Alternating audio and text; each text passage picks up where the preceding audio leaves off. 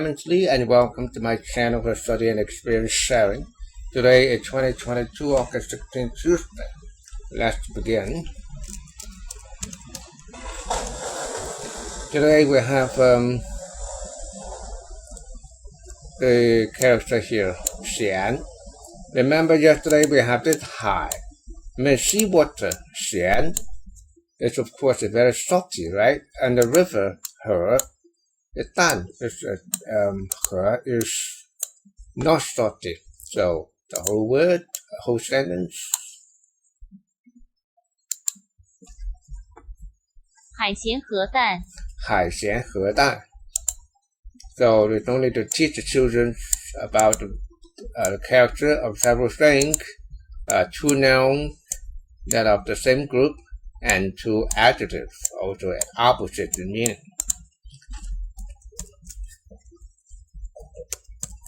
And the writing, very complicated, isn't it? I'll come to this later.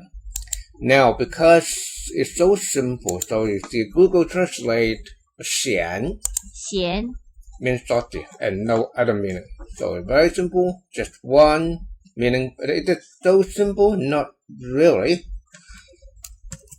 If we come to more in depth in the definition, you can see something more in the meaning. 咸 means salty, of course, is an adjective.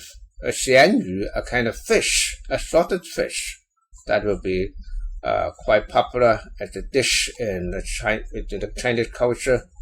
东西很咸, the food is very salty, okay, but also mean mean and misery and thingy. Okay, so you have the meaning more than that in Google Translate. It also mean mean. Okay, 咸味. It's very very salty. Okay, basically it's like that. This means that one more meaning in extra the Google Translate that it all means misery. Salted, salty, stingy, miserly. But another very how to say another very formal meaning in the Cantonese culture that it means very sexy. So it's not very nice word. It's quite rude. But you know that if you say a guy is rather xian, rather salty, means the guy is rather sexy. And not sexy, but too much fond of sex. It's not a very, very nice description of the gentleman. Okay, that you have the Google, you have the Unicode. You have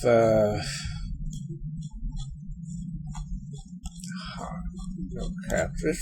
So yeah, the Mandarin, the xian.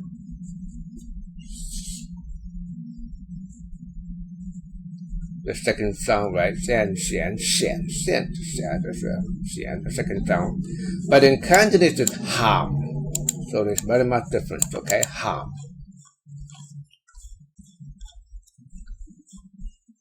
It's funny that Korean also ham is similar. Okay, that is the meaning for that. And now about xian. 咸 Lu means something related to taste, you know, to the food. Okay, 咸 xian. Okay, the lu bu xian. You may think, wow, that writing is too complicated, isn't it? I first show it. This is the lu and the xian. You may think it's very complicated in writing, and you may be scared by that, intimidated, but it can maybe finish this first. Even I don't have the patience to wait for the completion. There are so many strokes.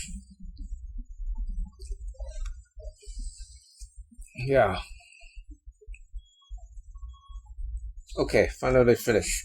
I go back to the Google Translate. Okay, just send, right? But here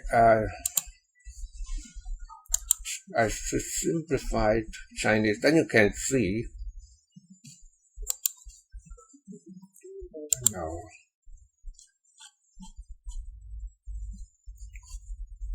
I got mixed up. Sochi. Yes. The Sochi, actually you can have xian written like that. Okay, so this means that it is simplified form for that traditional form. So that is used in Taiwan and Hong Kong, and this one is used in Singapore and mainland China. That is simplified form that they make the people who are not too like so complicated character a little bit more easier. But if you come back to the look at the cursor script, you may think that traditional character can look more beautiful if you know how to write it. You find the correct word here. You know, xian is very complicated, right? But you can write in that way. For example, you see this one, it looks very beautiful, isn't it? But of course, you need a lot of practice. And this form, you can say, start from here, right here, and all the way down, and then go down here, and then go down, and then here, like this. So all together, one continuous stroke, another continuous stroke, and three. Only three writing sequence, right? One, non-stop, and then 2 and 3. And it can form a look beautiful and also very fast. So basically, simplified form is look simpler, and traditional form is really intimidating in a printed form, but for cursor script, it will be okay. Okay, thank you, Nat, for thank you for listening to this sharing of studying of this character, and I may start with the next one maybe 2 days later. Okay, thank you and have a nice day.